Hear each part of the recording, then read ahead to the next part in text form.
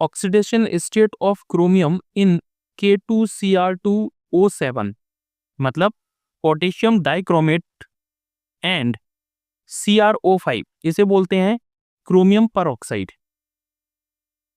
K2Cr2O7 इसे बोला जाता है पोटेशियम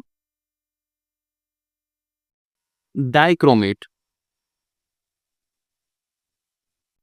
और CrO5 इसे बोला जाता है क्रोमिक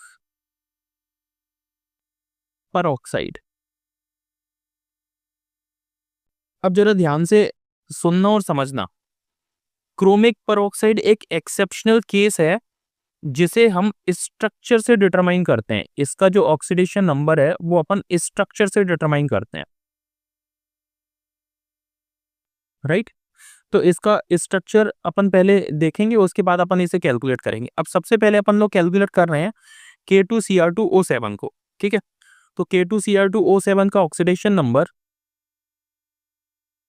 K2Cr2O7, इसका ऑक्सीडेशन नंबर अगर मैं डिटरमाइन करूं तो दिस इज K2। अगर इसे देखो तो देखो, hydrogen, lithium, sodium, potassium, rubidium, caesium and francium, ये जितने भी हैं ये सभी फर्स्ट ग्रुप के एलिमेंट हैं।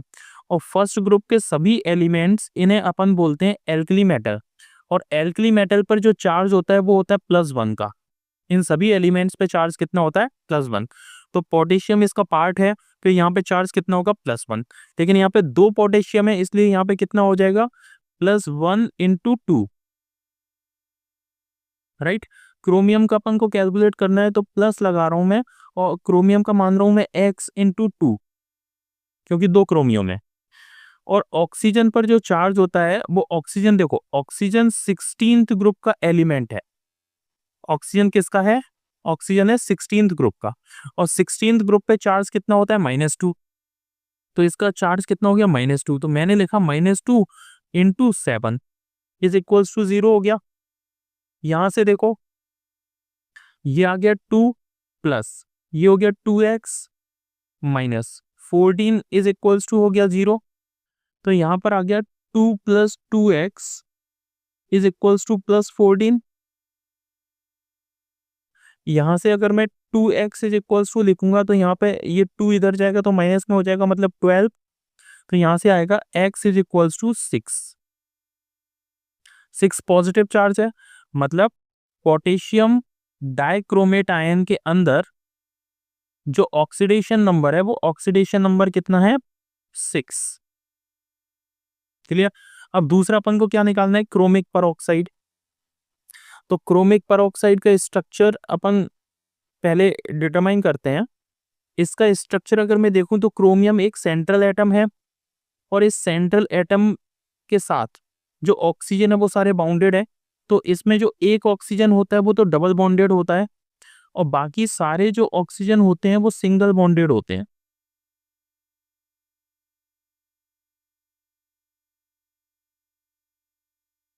राइट।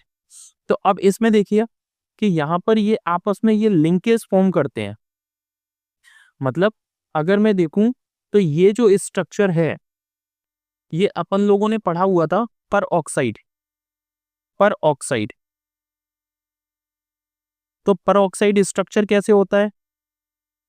ये है ऑक्सीजन, इधर फिर बॉन्ड है, फिर ऑक्सीजन है, फिर बॉन्ड है। ओके। तो जब इस तरीके का स्ट्रक्चर होता है तो उसे बोलते हैं पर ऑक्साइड स्ट्रक्चर। तो इसमें पर ऑक्साइड स्ट्रक्चर के अंदर जो ऑक्सीडेशन नंबर होता है उसकी वैल्यू होती है -1, राइट। ऑक्सीजन कितना होता है? -1। तो जब ऑक्सीजन, अब देखिए इस पूरे को, अगर स्ट्रक्चर को मैं देखूं, क्या ये पर ऑक्साइड स्ट्रक्चर को शो करा रहा है? इधर देखो, इधर ये पूरा कंप्लीट पर ऑक्साइड स्ट्रक्चर को शो करा रहा है। बात क्लियर है कि नहीं? अगर ये पर ऑक्साइड स्ट्रक्चर को शो करा रहा है तो एक चीज देखो, एक ऑक्सीजन यहां से जाएगा, एक ऑक्सीजन का पार्ट ये रहा, तो यहाँ से एक ऑक्सीजन जाएगा तो यहाँ पर आएगा -1 और यहाँ पर आएगा +1।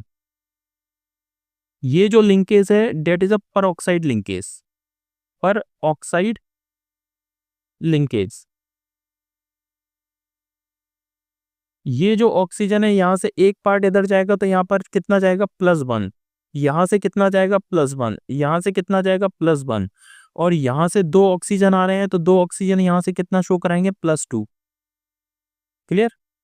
तो टोटल चार्ज कितना हो गया +1 +1 +1 +1, ये चारों परऑक्साइड लिंकेज से मिल गए मुझे, और इधर 2 ऑक्सीजन मुझे इससे डबल बॉन्ड से मिल गया। तो मेरे पास टोटल चार्ज कितना हो गया, मेरे पास हो गया टोटल चार्जेस +6। तो ऑक्सीडेशन नंबर इसका भी कितना हो गया, इसका हो गया +6 ऑक्सीडेशन नंबर। बात क्लियर? तो दोनों के अंदर जो ऑक्सीडेशन नंबर होंगे वो +6 होंगे। चलिए ऑप्शन मैच कराते हैं। देखिए इसके अंदर ऑप्शन +6 में सी ऑप्शन है, तो option number C is the correct answer. Option number C is the correct answer. Okay, thank you.